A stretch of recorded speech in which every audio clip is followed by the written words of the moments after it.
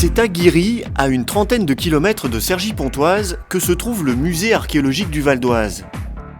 Créé en 1983, il présente plus de 35 000 objets allant de la préhistoire au XIVe siècle. Tous ces objets provenant de fouilles archéologiques effectuées sur le département. Répartis sur 2 étages, on y trouve des objets usuels, des vases, des poteries, des épées, des lances, des bijoux et même un trésor reflétant la vie quotidienne des anciens habitants de la région. Le musée présente aussi la plus importante collection de stèles mérovingiennes.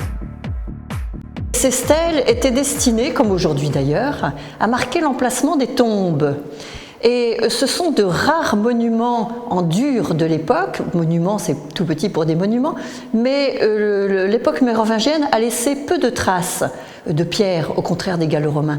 Et là, ces stèles sont marquées avec des croix, des cercles, des signes qu'on ne comprend plus d'ailleurs aujourd'hui. Des croix quand même, parce qu'elles font appel à la religion, mais les autres signes sont quelquefois pour nous très obscurs.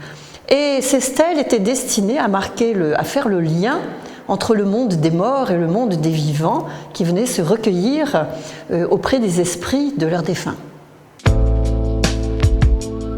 Le musée offre un espace important aux objets retrouvés sur le site de Genainville. Découvert en 1935, ce site gallo-romain, situé à quelques kilomètres de Guiry, fut construit entre le 1er et le 2e siècle de notre ère. On y trouvait notamment un temple entouré de bassins ainsi qu'un théâtre pouvant accueillir 2500 personnes. Nous sommes ici au cœur du site de Genainville, enfin au cœur des blocs sculptés qui proviennent du site archéologique de Genainville, à l'ouest du département, site de la période gallo-romaine, c'est-à-dire vers 250 après Jésus-Christ. Là, les archéologues ont retrouvé des blocs de pierre taillés, sculptés, absolument remarquables, dont ces groupes de femmes, nymphes, déesses, représentant en fait la mythologie de l'époque en pays gallo-romain. Nous avons Rosmerta, une déesse habillée, et à côté d'elle, les nymphes qui pouvaient être en train de se baigner ou de se sécher à côté des bassins qu'elle fréquentait à Genainville. Ça veut dire que le site de Genainville à l'époque était un site connu, c'était un site important ? Oui, parce qu'il y a un théâtre à Genainville qui pouvait contenir 2500 visiteurs, ce qui est énorme.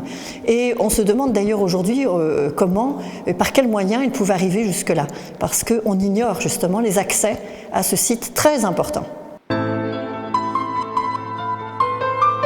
La transmission, passant par la compréhension, de nombreuses visites guidées sont organisées par le musée.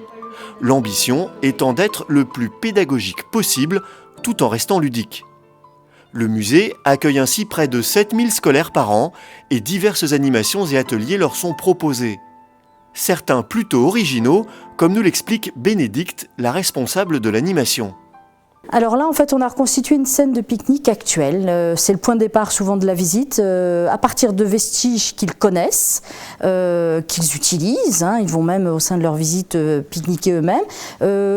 Qu'est-ce qu'on peut dire d'une telle scène de repas? Ils vont pouvoir aller très loin dans le détail, puisque c'est quelque chose qui leur parle, et à partir des éléments pareils qu'ils auront pu élaborer comme hypothèse, on va passer à la scène préhistorique en fait. Pourquoi des ossements d'animaux? Pourquoi les restes d'un feu?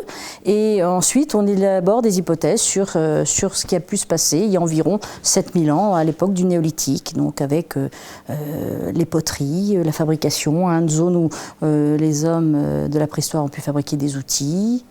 Cette activité vient en complément de la visite des salles, donc c'est pour permettre de les sensibiliser au travail des archéologues, ce que c'est, comment on retrouve des vestiges, dans quel contexte, et puis ce qu'on peut dire de ces vestiges et comment ensuite ça peut être retranscrit dans des salles du musée, dans des vitrines en fait. C'est pour décrypter un petit peu tout le travail de l'archéologue. Toutes les pièces découvertes par ces fameux archéologues ne peuvent être exposées en même temps. Le sous-sol du musée est donc une sorte de caverne d'Ali Baba où se mêlent blocs sculptés, boîtes de rangement et objets fragiles. C'est le domaine de Patricia qui gère les collections du musée et qui veille sur quelques trésors. Ce sont des chaussures en cuir qui proviennent de Bonneuil en France, qui ont été trouvées en fouille il y a peu de temps. Enfin, il y a relativement peu de temps, parce qu'il y a toujours un petit temps quand même de latence entre le moment où on trouve les objets et où on les reçoit. Ce doit être gallo-romain, si je vous dis pas de bêtises. Mais ça, c'est vraiment exceptionnel, effectivement. On a, et pareil, de Bonneuil en France, on a aussi un vase, on a des épées exceptionnelles, mais ça, c'est quelque chose de très très rare. Et qu'on a récupéré il y a peu de temps. Ça va être exposé un Oui, jour bien sûr. Oui, ou ça va être exposé un jour. Et même certainement prochainement dans notre prochaine exposition. En attendant que ces objets ressortent au grand jour, le musée archéologique du Val d'Oise s'enrichit en permanence du produit des fouilles effectuées sur le département. Aujourd'hui, sa mission continue, celle de proposer au plus grand nombre une évocation et une meilleure compréhension de son riche passé historique.